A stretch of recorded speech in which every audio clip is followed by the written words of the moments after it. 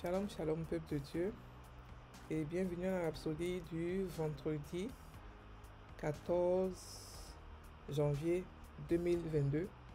Rhapsodie écrite par le pasteur Chris Oyakilome, et la lecture vous est offerte par les vérités de l'Évangile. Le thème d'aujourd'hui est « Prenez le bouclier de la foi ». Et le verset de Éphésiens 6, verset 13, il dit « C'est pourquoi prenez toutes les armes de Dieu, afin de pouvoir résister dans le mauvais jour et tenir ferme après avoir tout surmonté. » Alléluia. Le pasteur Christ dit, lorsque vous lisez à propos des armes de Dieu dans Éphésiens 6, vous découvrirez que la description de notre armure révèle le mode de combat de l'ennemi. Nous pouvons déchiffrer à partir de notre propre attirail défensif les armes que l'ennemi utilise.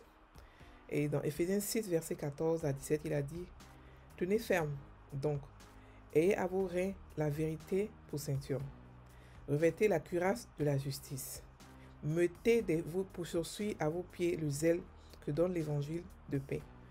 Prenez par-dessus tout cela le bouclier de la foi, avec lequel vous pourrez éteindre tous les traits enflammés du malin. Prenez aussi le casque du salut. » Alléluia. Remarquez qu'il a dit ce qu'il dit au sujet de la foi. Avec elle, vous pouvez éteindre toutes les flèches enflammées de Satan. Cela nous informe du type de matériel qui constitue ces missiles. Tous ces missiles œuvrent dans le but de vous faire accepter ou croire quelque chose contre Dieu.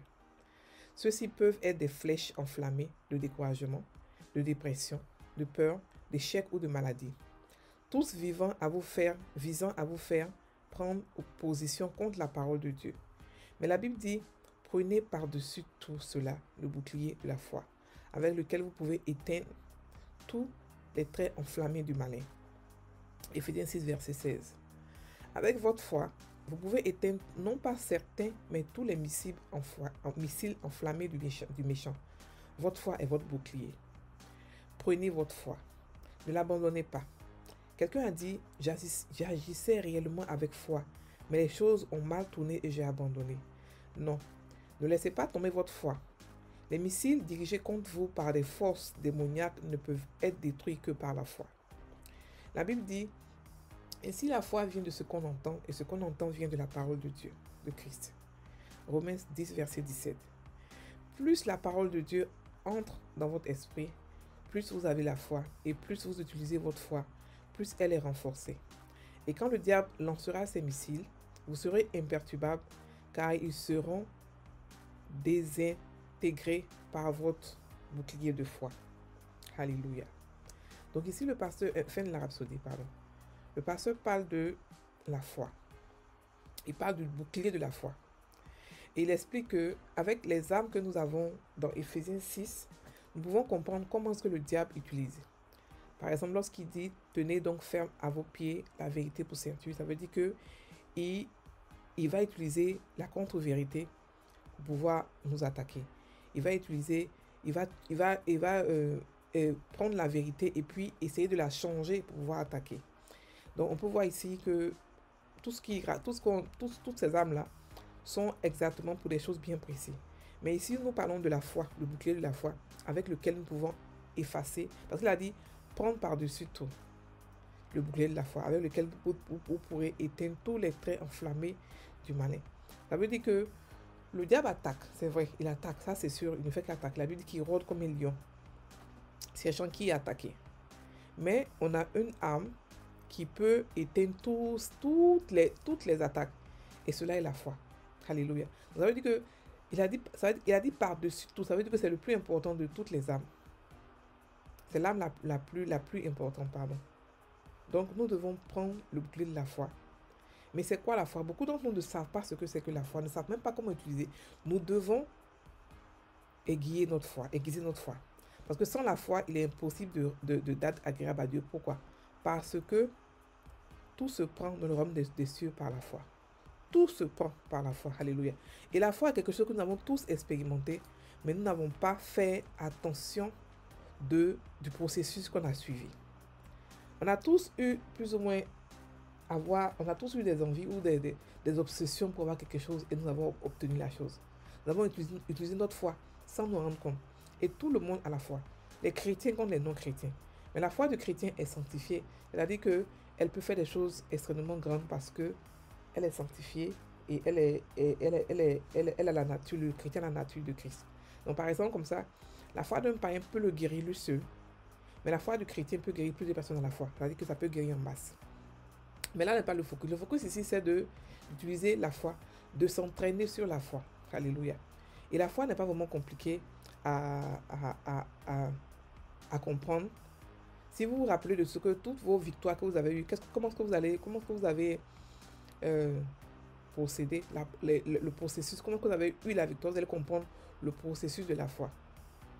Qui commence par une idée, c'est-à-dire que vous voulez quelque chose, vous avez une petite obsession d'avoir quelque chose, vous commencez à la visualiser, vous commencez à imaginer la chose. Vous commencez à imaginer la chose et vous prenez des actions qui correspondent à cela. Vous changez votre manière de penser et vous prenez des actions qui correspondent à cela et puis vous obtenez ce que vous voulez obtenir. Ça a l'air comme ça compliqué, mais ce n'est pas vraiment compliqué. Et la foi s'exerce. On ne peut pas prier, Seigneur, fais grandir ma foi. Ce n'est pas biblique. C'est vrai que quelqu'un dans la Bible, il y a un monsieur qui a dit ça, un malade qui a dit à Christ, fais grandir, viens au secours de ma foi. Mais quand il a dit ça, Jésus n'a pas répondu. Il a dit, si tu as la foi comme un grain de senevé, tu peux dire à cette montagne, lève-toi ici et par là-bas, elle va t'écouter. Ça veut dire que la foi, c'est à nous que ça incombe en tant que chrétiens de pouvoir faire grandir notre foi. La foi, c'est un fruit. C'est un des fruits de l'esprit qu'on doit faire grandir nous-mêmes de manière consciente. Alléluia. Donc ici, le pasteur nous parle de cette arme-là qui est très importante pour tous les chrétiens, par lequel nous pouvons éteindre toutes les attaques. C'est-à-dire qu'il n'y a aucune attaque que nous pouvons ne pas éteindre, que nous pouvons ne pas contrecarrer si nous avons la foi. Alléluia. Donc la foi vient de ce qu'on entend et ce qu'on entend vient de la parole de Dieu. Donc plus on entend la foi, plus on entend par contre la parole de Dieu, notre foi augmente. Alléluia. Notre foi augmente plus on entend la parole de Dieu. Donc, nous ne pouvons pas bâtir notre foi sur ce qu'on entend dehors. On entend tellement de choses dehors. Mais nous devons la bâtir avec la parole de Dieu. Alléluia. Voilà. Donc, c'est ce que le pasteur aujourd'hui veut expliquer pour dire que nous devons chercher ce que c'est que la foi. On a un livre ici qui parle de la foi. Un livre audio que vous pouvez écouter. Voilà, qui parle de la foi. Donc, nous devons... chaque chrétien doit comprendre ce que c'est que la foi. C'est tellement facile. La foi, c'est quoi? La foi, c'est avoir une preuve de quelque chose que tu veux et puis passer à l'action par rapport à la preuve et puis obtenir la chose. Tout simplement. La preuve peut être dans notre imagination. La preuve peut venir de Dieu par une vision ou la preuve peut venir de la parole de Dieu. La parole de Dieu, par exemple, nous dit que nous sommes guéris, que nous sommes par les méthodes de Dieu, nous avons été guéris. Ça, c'est la preuve que tu as. Tu sais que tu as été guéri. Tu prends cette preuve-là et tu vas devant Dieu pour prier. Et tu obtiens ta guérison et tu ne fais que confesser la guérison. Tu prends une action, tu dis, ok, d'accord, je sais que je suis guéri, voici ce que je vais faire, voici ce que je vais poser comme action. Et la foi, par contre, dans le business ou dans l'argent, c'est un peu plus différent parce que là, tu te lèves pour aller poser des actions bien précises, des actions audacieuses pour avoir ce que tu veux. Alléluia. Donc la foi est très simple. Mais ce n'est pas le sujet d'aujourd'hui. Le sujet d'aujourd'hui, c'est que vous devez comprendre que la foi est importante et qu'on doit l'utiliser tous les jours. On doit l'aiguiser, on doit la faire grandir de manière consciente tous les jours. Alléluia. Donc on va prendre la confession qui dit, vous répétez après moi, ma foi est une arme de défense et un instrument de victoire.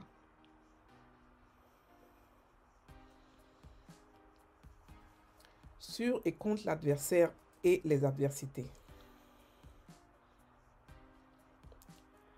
Avec elle, j'éteins tous les missiles enflammés du méchant.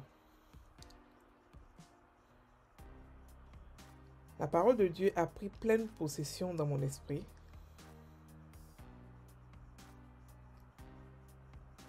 De mon âme et de mon corps.